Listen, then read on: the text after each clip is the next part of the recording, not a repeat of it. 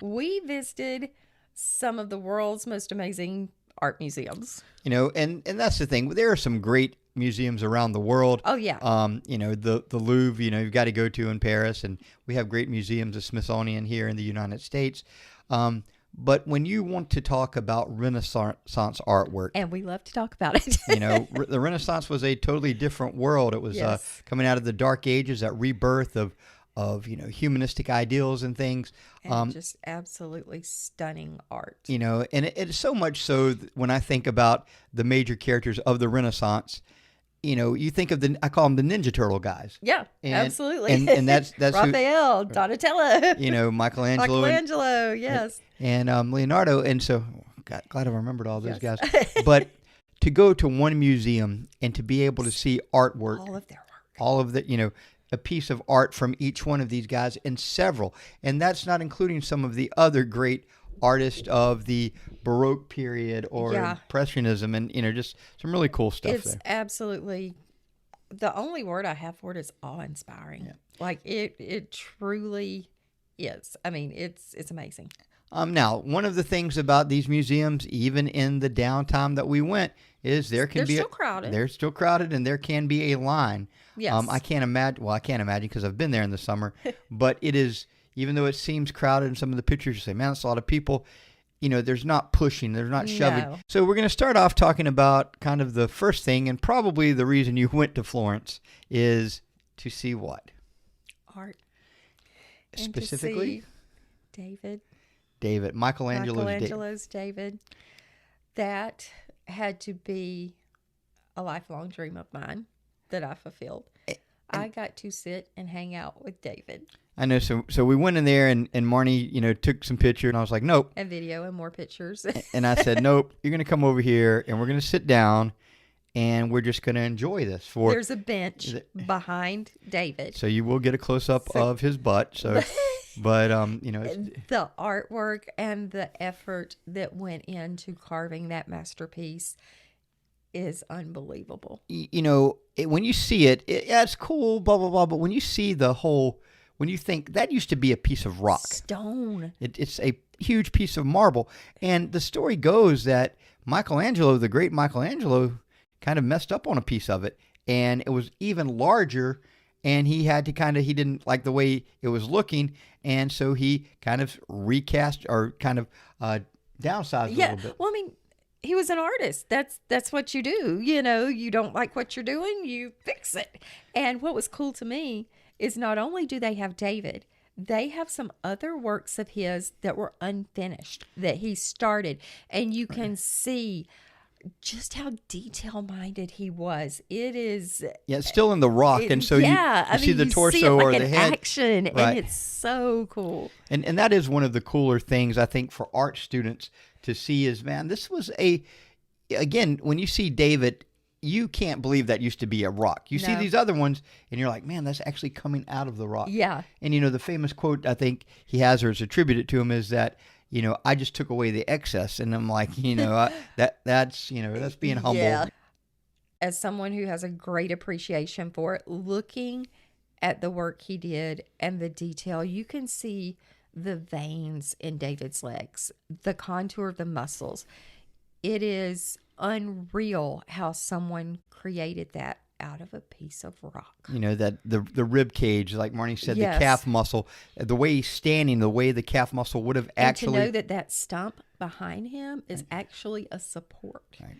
And I mean, it just, wow. And you know that he thought that through, that, this is going to need some extra support right here, so I'm going to put a stump behind him, One of the things that I do that's probably not so cool is I read a lot, but whenever I'm on tour groups and there happens to be a tour group and they speak English and I'm looking at something, I do a little bit of eavesdropping. Yeah. And, there's stuff that... That's how you learn. Yeah, and there was a... one of the tour guides was talking about it, and I'd never thought about it. Most depictions of David, you see him like rejoicing. You see the head of Goliath, if you look at many of the other ones, or him with the big sword or anything. But to me, in addition to the body and, like you said, the contours of the muscle, the facial expression. Oh, yeah. If you catch his eye, It's amazing. And it's, and they said that when Michelangelo did this for the Republic of Florence, that he's looking to the future. This has happened. This is where we're at, but he's looking to the future. And you can see it. He doesn't have the big sword. He has, you can make out, and some people will argue the sling's not even in his hand, but it is, is it right before, right after? And I've heard two different tour guides say the opposite. Two One, different things, this yeah. is right before, and he's looking distantly that he knows he's about to kill Goliath, and the other one is he has just killed Goliath. And so I've heard both of those. So, Yeah. by tour guides there. So Again, it's all in your perspective. Art is subjective. You have to just go with what you think, and I am in awe of that one piece of artwork. Like that, hands down, is one of the biggest moments of my life. And So, and the statue's 14 feet tall. I mean, this is Yes. a massive it's structure. incredible. And you could just sit there and you see people just looking at it, and there And knowing that he was going to create more, right. that it was going to be, you said, a set. Right. That he was going to have this set throughout Florence, Yeah. and this was the big one. This was the one that he got done, and it's just, again, we think about oftentimes Michelangelo with the Sistine Chapel and things like that, but in his mind he was always the sculptor first, and Yes. it just amazes me that people have so many talents and so Yeah. many reasons, areas, and but that was, and that is in the Academia Museum. Now, the thing is, there are a couple of pretty cool art pieces in there. Yes, and there's a lot of unknowns in there. They don't know who created them, but let me tell you, they are beautiful. There's a lot of sculptures in there, but it is a very, very small Yes. area. So, I mean, at the most, I wouldn't say at the most, you could sit there all day, but, so just realize that, it's not going to take, if you just go through like a lot of tourists do and look, and, it's not going to take you very long, but, and Marnie and I talked about this, slow down Stop and and enjoy appreciate it. it. I mean, Yes. that, somebody, even though the David is massive and this and that, every one of those, some artists poured their heart heart in and to soul do this. into it. And it represents, each one of those represent a lot of life. the Renaissance. Yeah. They represent people, not Yes, just daily mythological, lives. Yeah. but wealthy people that had those because they didn't have the And photographs. some of them, not even wealthy people, just everyday people. And there's a couple of depictions in there of just people doing everyday kind of things. Like there Yeah, was some and people eating dinner and some things like that. it just brings it all home. Not the Last Supper, like regular. Yeah. people. Yeah. Regular dinner. Yeah. Not the big one. We also found some cool places between our trip to the Academia and our search for the Uffizi Gallery.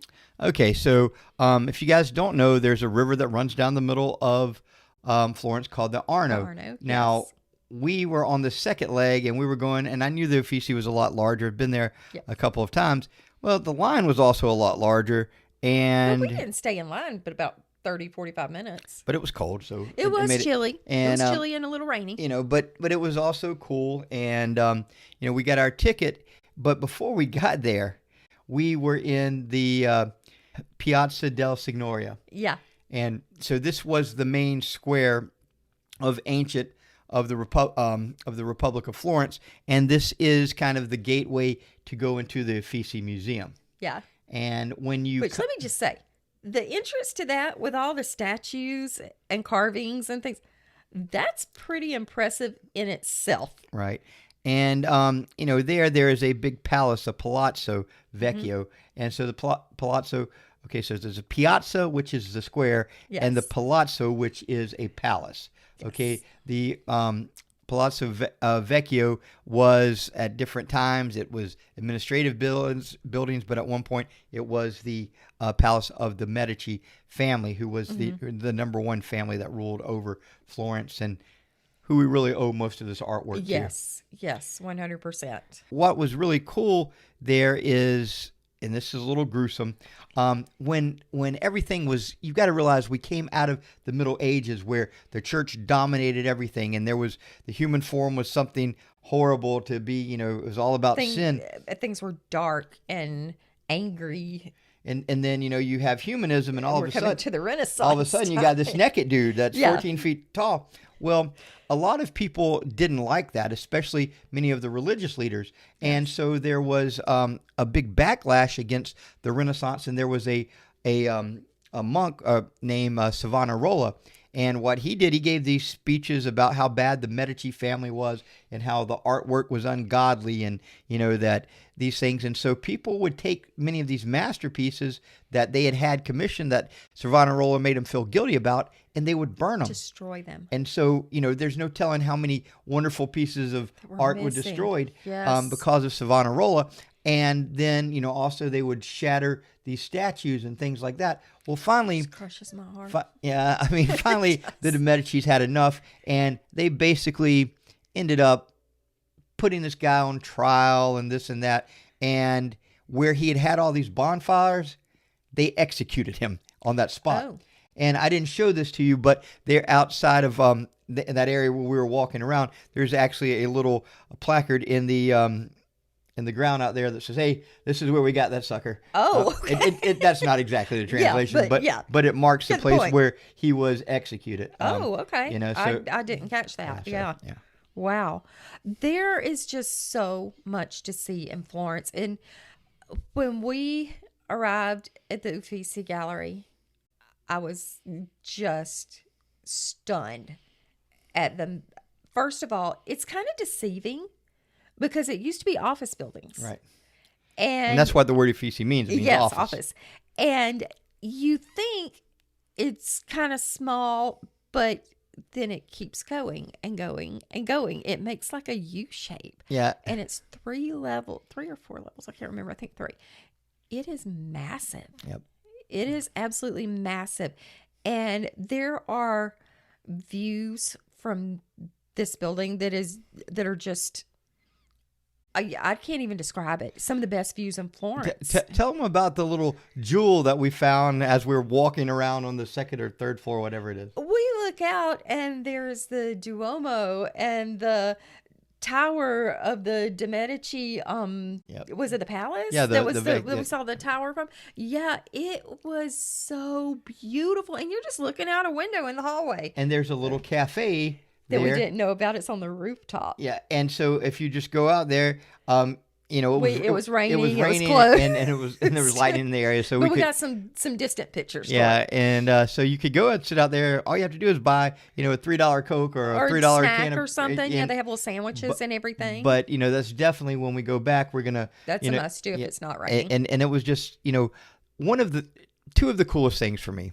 One is running across stuff I didn't know about. Yes, like these and views. we ran across a lot. And the other thing, and this brings me joy with anyone, is to see the expression on people's face when they, I've seen it before. It still inspires me. It still, gives me that feeling. But to look at somebody just be in total awe like Marnie was, throughout the trip, that was something that was really... And I love watching the art students take it in. I mean, that made my heart so happy to see them get so excited, see them taking pictures from every angle and videoing it from every angle just so they can learn from the greats. And what they're learning is from a guy that lived 500 years ago. Yes. And it's just as relevant. So relevant and widely respected. And one of the things that when there are a lot of people and there are, it's a very congested area, one of the things that I just close my eyes and I think for a moment,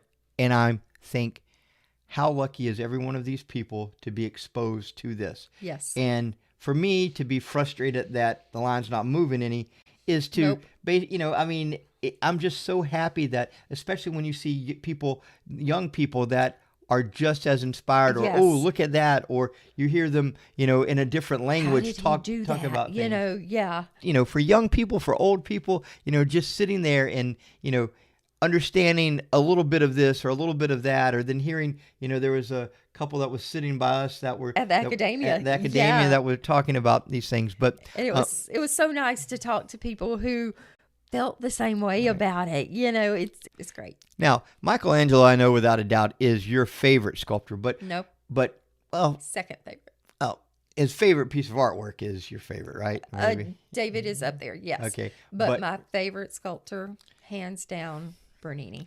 Bernini. And I think it all has to do with the fact that I made her love Bernini when we were in college. We were taking a humanities class together, and I would always have these nice little sayings, and some of them were about Bernini and Bernini was a Mini to Borromini. Yeah, and so there was, and again, tell me how good of a teacher I am. She remembers that from 30 years ago. But the detail in Bernini's work, the way he could carve lace and sheer fabrics and make them look real out of stone. That's just incredible. And I love Bernini, but Rome is Bernini City, and that's another one coming your way. We happened upon a Bernini at the Uffizi Gallery. Now, there are so many cool things, and one of the things about the Uffizi Gallery is before I started this last 10 years worth of travel, and have only seen it once or twice before that, as a teacher that taught AP European History and College Western Civ and the Renaissance, I start looking at some of these works, and I'm like, man, I taught that work. I didn't know that was here. Yeah. I taught that work. I didn't know that was here. Yeah. I can tell you how big the canvas is or how long it took them, but I didn't know it was here. And so you just run into those things. So I did know that there was Botticelli there. The two most famous Botticelli is the Birth of Venus and Primavera, the spring. And these are massive paintings. And so when you go in there, they didn't have it this time, but they actually, I think it was on loan is what I read, but they actually have a diorama of the Birth of Venus for people that are blind, that they could actually feel the contours of it. Oh, yeah. I remember you telling me about that, your last trip there. Right. That is amazing. Right. And they had it on loan to somebody, but that was, maybe you could catch that one, but that was really, really cool. Yeah, to know that anyone can access it. Right. So we have Bernini there. We have Botticelli. We have people like Rembrandt's there. Did not expect to see a Rembrandt there. There was an entire. I think there were two Rembrandts there. Yeah, there were a couple. Yeah. And there was an entire room of Caravaggio. Yes. There was one of the earlier paintings by Giotto called The Enthroned Madonna. Now, one of the things when you look at the early paintings from the early 13 and 1400s and compare them to the 1500s, they get better. When I remember teaching that particular one, and I remember a student saying, "That's baby Jesus, right?" And I was like, "Yeah." And he says, "He looks like a grown man and he has sideburns." And I'm like, "Well, hey, man, that's, leave him alone." It evolved over time. The artwork did. There was also Raphael. There was Raphael. So we're getting all of the turtles in there. Yeah. There's tons of folks here. Yes. All of the big ones, especially from the Renaissance, are here. There's sculptures of the Medici family. You got to remember, Florence was the birthplace of the Renaissance. Right, and one of the cool ones there, and it's a very graphic picture, but one of the coolest things, and I used to, and one of my colleagues, Miss Scott, she loved this painting, and I was like, man, it's so overrated. It's not even that cool. And it is called Judith slaying Holofernes, but it is by a woman named Artemisia Gentileschi. Which was unheard of at the time. Right. And that was, I'm like, yeah, well, this painting's cooler. And it's like, yeah, but this was a woman during this period of time that she was an artist that would rival, the masters. And so if you've never heard it, again, it's called The Slaying of Holofernes by Judith. And so, it's a biblical story. And what was really cool about some of these is they very much kind of straddled the line, so to speak, that they were religious, but they were very, very much Renaissance. Yes. And I just think that was such a cool thing that, you run across these things. And so as you're just walking around this place, there are, there's over 100 rooms there. And, easily. And, you walk in there and you're like, what is that? Or who is that? And then there are people that I would see works of art and they were so beautiful and I never even heard of that. And I'm like, how can we be art people? Yes. And how can, I've taught these classes and not ever seen this or respected how good this guy was. And we were looking for a specific painting and we would ask the guides, because there were guides stationed at like every room or so. Right. And they would say, just keep going. Yep. Just keep going. And we're like, when does this hallway end? Because it is so big, And that is one thing that, you could get a map down there, and in Italy I always suggest maps over Yes. GPS, but Oh, yes. but that's another story for another time. Yes. But there's also apps you could download their app where it tells you, and it uses a GPS to tell you where you're at. But there are always people there, and it was just so amazing that I'm Which like, is very different Right. from a lot of the museums that we've been to, Right. because they're very knowledgeable Right. and they're right there in the room with you to answer questions. It's really nice. I love that. and it's like I remember asking, hey, where's so and so, and they're like, just keep going, keep going. When you get to the big hall, take a left, and it's the next right, the third painting down, and I'm like. And, I'm Yes. like, well, maybe if that was my job, I would know. I don't know. There's just a Could lot you of stuff. imagine that being your job, though? I Oh, my can. word. I That can. is. It'd be a great retirement job, just Oh, saying. yes, Okay. absolutely. But we had so much fun, especially, David, lifelong dream. But the Uffizi Gallery was so surprising. Like you said, just everywhere you turned, there was another surprise. And to continue that, we spent several hours Right. there, and we kept saying, I'm hungry. Are you hungry? But wait, I want to go see this first. Right. And we just kept staying and staying, and I think you could honestly probably do a day there. Well, I think that you could do a lifetime there, probably. Well, yeah, but I mean, but yeah. but one of the things you go hit, again, it's always like I say in traveling. First one, check it off. You did that. You saw that. Yes. The second one, just truly enjoy it. But remember this when you travel internationally. We hope to always get back to those things, but enjoy every moment of solitude, and every moment that you just have with you and that piece of art. Yes, know? 100%, because you don't know if you will get back to it or not. So take advantage while you're there. And that was one of my big things to myself is, Marnie's always wanted this. She loves this artwork, and I do too, but I wanted her to enjoy every moment. So, when she's sitting there and she kind of looks at me and says, well, what do you want to see next? And I said, I want you to enjoy this, so Yeah. let's sit here. We're not in a hurry. We don't have to catch a bus. Our hotel is literally 0.3 miles from everything. Yes. And, so we did enjoy that. And Very again, much. checking off the box, but you want to enjoy checking off the box, not just to check it Now, off. we did learn something while we were there about the tickets. Oh, yeah. If you are a student, Right. Any nationality under 18, yes. you get in free. Mm-hmm. Okay, so one more time. All at the Uffizi Museum, you bring your passport. You're a student under the age of 18. Maybe even bring, if you have a student ID. Right. But if you're under 18, you get in free. Now, if you're a citizen of Italy, they do some cool stuff. Like if you're disabled, they allow you and a caregiver in. If you're going to any of the art institutes in Italy, they let you in free. And so, Yes. there's so many cool things. But when I think about, you take a group of 10 students over there, That's a huge savings. that's a huge savings. And I think it was 25 euros, 25 Yeah, or 26 a piece for us to get in, which, let me just tell you, that is a bargain. And again, we'll talk later about a couple ways to save on that. But, Yes. But so moms and dads, if you're looking at a really cool deal and you're like, oh my God, that's, you got 3 kids, you're like, man, that's a lot of money. but you're saving, here we go, really $30 a person, but the kids being under 18. Yes. So, if they could appreciate it at 16, you could save Take a lot 'em. of money. Take 'em. So, Yes, 100%. And always, if you get the chance, expose your kids to this Right. stuff, because it's a life changer, and it teaches them so many different lessons, not just about art, but about life and about appreciating the arts and things like that. And history. It gets yeah, it all. I'm kind of interested in that. Really? Yeah. I'm surprised at that. Okay. I've only heard stories about history stuff for 32 years now. Well, and I did try on this trip to not make everything a lecture. So He did try. And I He wanted did to- try. I said try. I did learn some cool facts, but he did try. Right. We had so much fun at the art museums, and I highly, highly recommend going to see them. And there, like Jeff said, there are some ways that you can get lower price tickets and things, and they're legitimate, and we're going to share that with you in another video. It can really save you some money. What is the cool university that we found out that's over there that we have here?